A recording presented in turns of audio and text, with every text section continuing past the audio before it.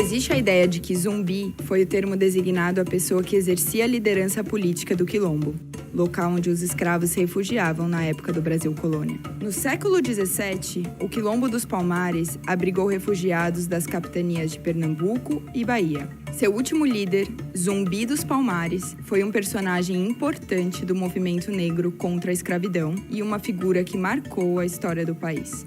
Em 20 de novembro de 1695, muitos quilombolas pertencentes a Palmares foram mortos na batalha contra as forças luso-brasileiras. Dentre eles, seu líder, Zumbi. Foram mais de 90 anos de resistência.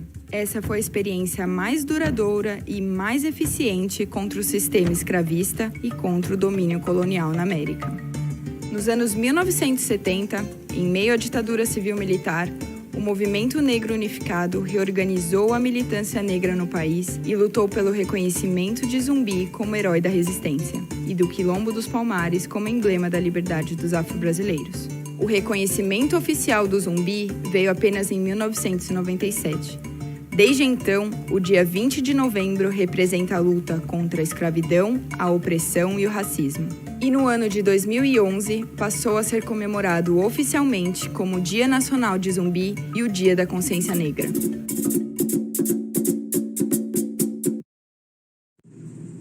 Bom, meu nome é Diogo e eu sou professor de História e Sociologia do Colégio de Aplicação. E a gente está aqui hoje para falar sobre o 20 de novembro, o tão famoso Dia da Consciência Negra. Mas antes de mais nada, da gente começar a falar ali sobre consciência negra, daquelas coisas que vocês já estão cansados de ouvir, a historinha de Zumbi dos Palmares, o Quilombo e etc., eu trouxe uma temática um pouco diferente, que é o Estatuto da Igualdade Racial. Porque a gente precisa de uma lei que tente garantir direitos à população negra se não existisse racismo. Outro ponto também que a gente tem que ressaltar é o seguinte: o Brasil está dentro dos 10 países, sendo o primeiro, país fora da África com a maior população negra do mundo, quase 86 milhões de pessoas. Atrás dele estão aí os Estados Unidos e o Haiti. E a gente sabe do processo histórico que aconteceu com o Haiti, o isolamento econômico e geográfico do Haiti a partir do processo de revolução, de emancipação. Então, falando da Lei 12.288 de 2010, de uma forma simples, o governo brasileiro tentou criar um instrumento burocrático do Estado, uma lei, para garantir e assegurar um processo mais humano de tratamento para as pessoas e a população negra de forma geral que compõe o Brasil. Só que aí fica a pergunta: e onde é que está o racismo? Eu nunca presenciei ninguém sendo racista, eu nunca vi ninguém sendo racista, eu tenho amigos negros e etc. São sempre essas as falas, as frases e etc. E aí você percebe o seguinte, A própria Constituição, ela vai trazer uma discussão sobre o processo de igualdade. E aí você sempre fica se perguntando, mas e o que é igualdade? A igualdade, ela vai se transpor de forma simples em 2 princípios, uma igualdade formal e uma igualdade material. Dentro da igualdade formal, a gente vai ter ali o seguinte: todos são iguais perante a lei. E é exatamente essa frase que você escuta desde sempre: todos são iguais. Em contrapartida, a igualdade material, ela é um pouco diferente. Ela diz respeito à forma de tratamento. E é aí que está a questão do racismo no Brasil. Por quê? Porque dentro da igualdade material, você vai ter o seguinte: os iguais sendo tratados de forma igual e os diferentes sendo tratados de forma desigual. Então, a lei veio, no caso, essa lei, para tentar suprir essa necessidade da tamanha desigualdade que havia, para diminuir essa desigualdade. Então, você vai ter o quê? O igual sendo tratado de forma igual e o desigual sendo tratado na medida de sua desigualdade, ou seja, tentando diminuir essa desigualdade de forma a tentar equalizar essas populações. E por que isso ocorre? Simples. É só você analisar o processo histórico do Brasil.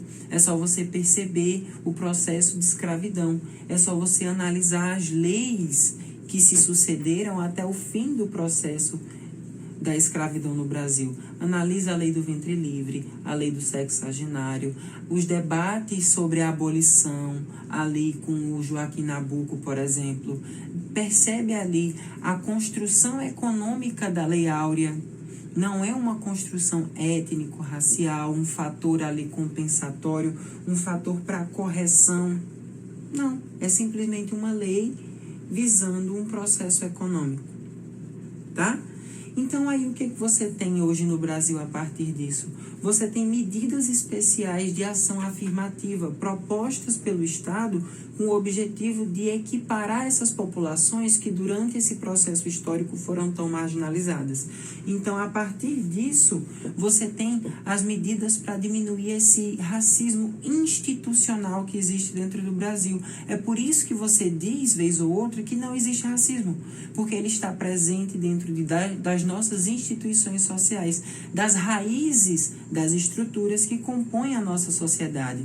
Então, eles estão ali, dentro das instituições econômica, administrativa, política, familiar, religiosa e afins.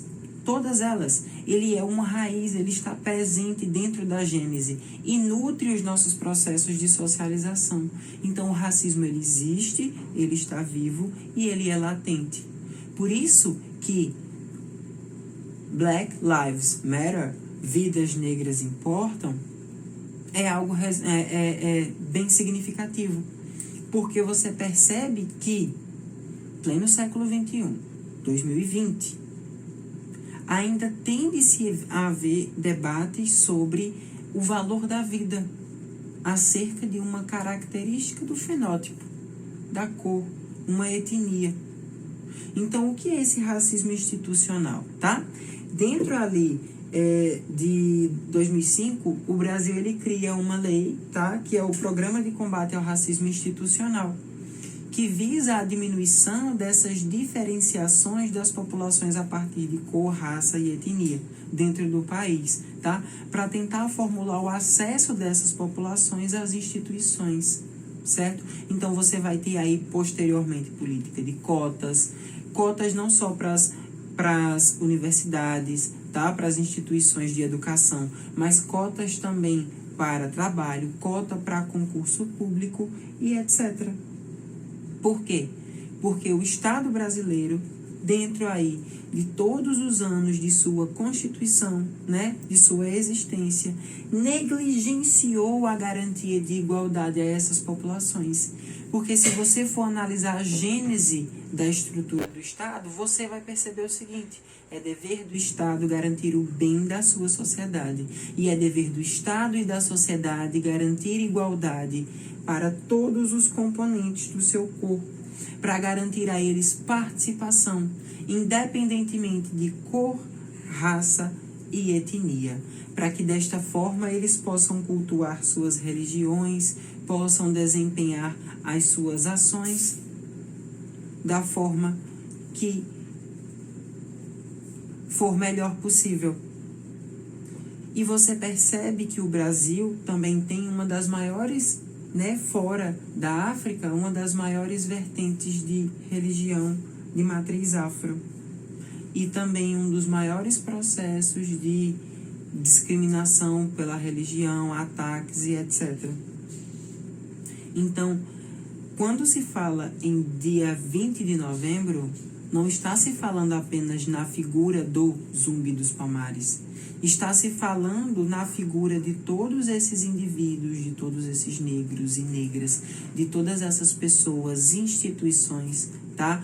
Organizações, movimentos sociais que, por algum período, por algum momento, contribuíram para constituir essa história do negro dentro do Brasil e para a garantia de melhores condições e melhores direitos. Então, quando se fala em 20 de novembro, não se está falando naquele lance racista de consciência humana, porque todos somos humanos. Não. Está se falando em uma consciência que visa a equiparação histórica desse povo que durante muito tempo e ainda hoje ainda é subjugado por suas características de cor, de etnia e de raça. É isso. É mais.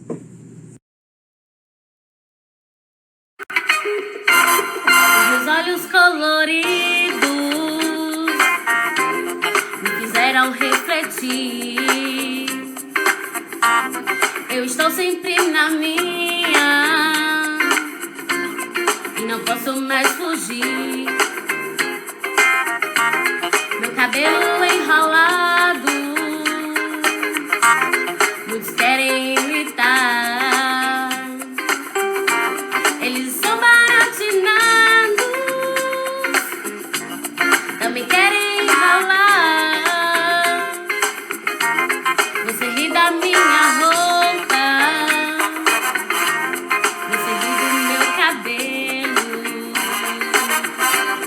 você ri da minha pele, você ri do meu sorriso. A verdade é que você tem sangue de crioulo, tem cabelo duro, sarara crioulo, sarara crioulo, sarara crioulo, sarara crioulo, sarara crioulo, sarara crioulo, sarara crioulo, sarara crioulo, sarara crioulo.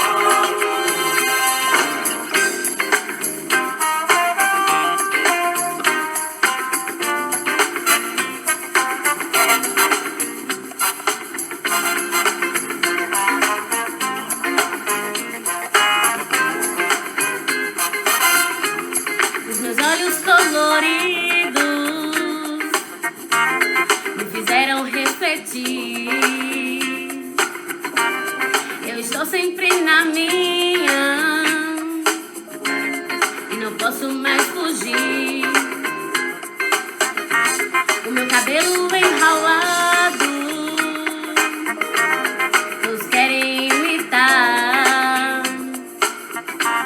Eles estão baratinados, todos querem enrolar. Você ri da minha roupa, você ri do meu cabelo, você ri da minha pele, você ri do meu sorriso. A verdade é que você tem sangue de crioulo,